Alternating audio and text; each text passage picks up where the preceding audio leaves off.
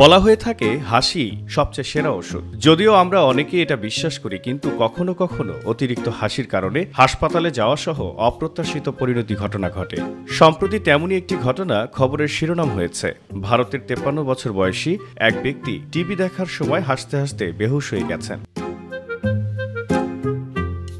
হায়দ্রাবাদের অ্যাপোলো হাসপাতালের নিউরোলজিস্ট জানিয়েছেন, ওই ব্যক্তি হাস্য প্ররোচিত সিনকোপ নামে একটি বিরল রোগে ভুগছিলেন, যেটার কারণে অতিরিক্ত হাসিতে তিনি জ্ঞান হারিয়েছেন।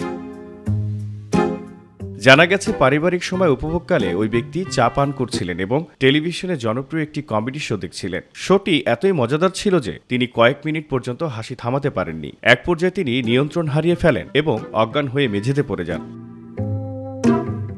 এই ঘটনার পর ওই ব্যক্তির মেয়ে তার বাবার হাতে কয়েকবার ঝাঁকুনি লক্ষ্য করেন। পরে তিনি অ্যাম্বুলেন্স ডাকেন। অবশ্য কিছুক্ষণ পর তিনি কিছুটা স্বস্তি পেয়ে চোখ খুলেন এবং সবাইকে চিনতে পারেন। জহিরুল ইসলাম জহির, মাই টিভি।